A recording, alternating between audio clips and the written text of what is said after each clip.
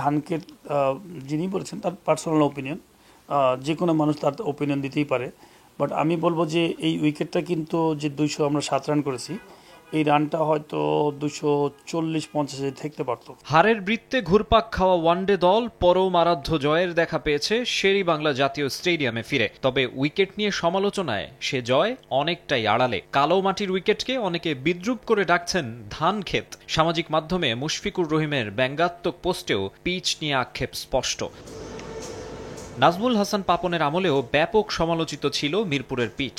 পরিবর্তনের বার্তা নিয়ে যাত্রা শুরু করা আমিনুল ইসলাম বুলবুলের বোর্ড আয়োজিত প্রথম সিরিজেও সেই দুর্নাম। কিভাবে দেখছে নতুন বোর্ড? কালো মাটির উইকেট হলে যে খারাপ হবে তা না, এই মাটির উইকেট কিন্তু চেঞ্জ করে না, কালো মাটিই ছিল আগেও। আগের ক্রিকেটটা যিনি করতেন হয়তো ঘাসটা ড্রাই করতেন, একটু ব্রাউন টাইপের হয়ে আসতো, তখন এটা পুরো পিচের উপরে কালো পিচের উপরে শুকায় দিয়ে রোল করে, তখন ওটা সাদা টাইপের একটু চলে আসে, দেখে মনে হয়তো সাদা উইকেট, কিন্তু আসলে সাদা উইকেট না, ভিতরে কালো মাটিই ছিল, এই মাটিটাই ছিল।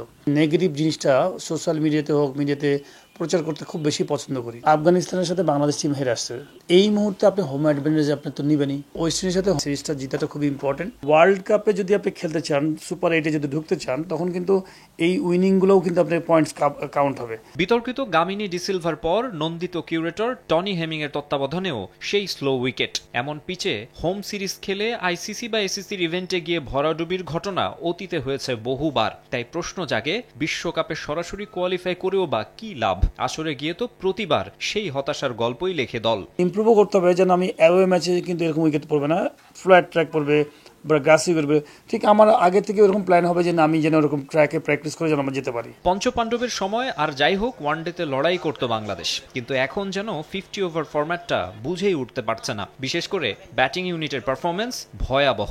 ইমপ্রুভমেন্টের কথা, ইন্ডিভিজুয়াল ইমপ্রুভমেন্ট, যে আমি সৌম্য সরকার, আমি ডিফারেন্টভাবে আসলাম, কাম ব্যাক। আপনি হয়তো সময় একটা পার করবেন, একটা সময় দেখবেন যে টিমের লস হচ্ছে অনেক, কোনো রকম স্কিলে প্রবলেম না, প্রবলেম হচ্ছে যে দেখেন আমাদের ম্যাচ সেন্সের অভাব। কোন সময় কোন বলটা খেলবো, কোন উইকেটে কতখানি আমি কি খেলবো। একটা ব্যাটসম্যান সেট হলে তাকে লম্বা ক্যারি করতে হবে, স্পিন ট্র্যাকে, স্লো ট্র্যাকে।